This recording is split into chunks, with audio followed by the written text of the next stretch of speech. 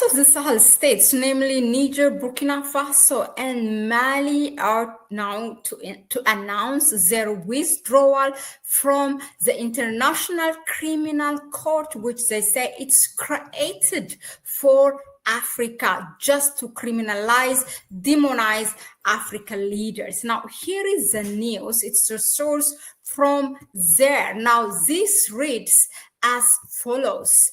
Look, the headline runs, Mali, Burkina Faso, and Niger intend to announce their withdrawal from the International Criminal Court, ICC. Now, this was discussed at the extraordinary summit of the Ministers of Justice of the three countries held in Niamey, in Niger. The acting Prime Minister of Niger, General Mohamed Toumba, declared his desire to, quote, reconsider participation in the Rome Statute, which established the ICC, quote, closed.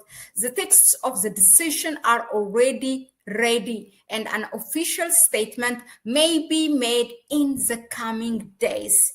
Now, it continues also, quote, opens, this court, often without any evidence or relying on false motives for serious and massive human rights violations, has become an instrument of repression against African countries, serving supporters of the imperialist order to suppress any attempts at liberation.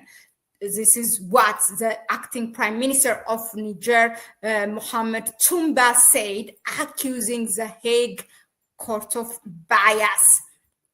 If the countries withdrew, the process will take a year from the date of the written notification, while the cases that have already been opened will remain legally binding.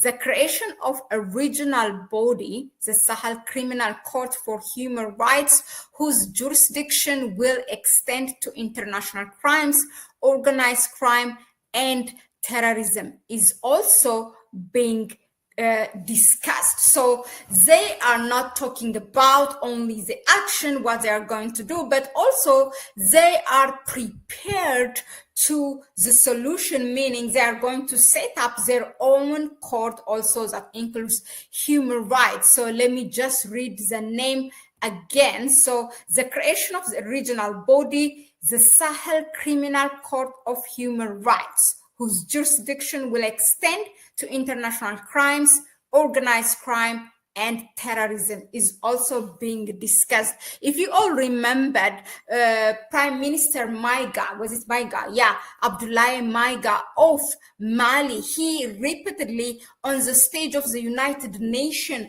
accused of France and countries like Algeria and others who are meddling in the affairs of the sovereignty of Mali and the Sahel states, and also, France sponsoring terrorist groups that are basing now in the neighboring countries of the Sahel states like Cote d'Ivoire and Benin, he threatened to bring them to the ICC. But also after that, we have read an article that originated from the West accusing the governments of the Sahel states and to bring them to ICC. That means you can see, first of all, of course, it's a response to what the Prime Minister of Mali said. But secondly, there's something that is cooking. They are already organizing, and the one who accused, who says that they will bring these leaders to ICC, the Sahel states, meaning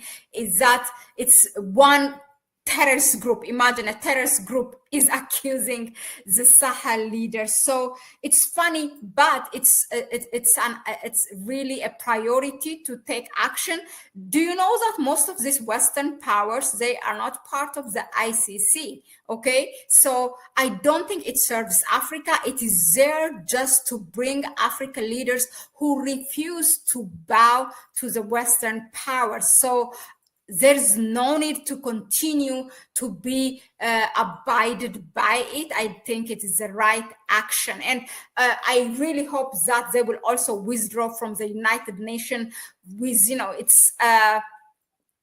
its bias against African countries and denying a seat in the United Nations Security Council. I want to read also, look, there was something that goes more deeper on the act of this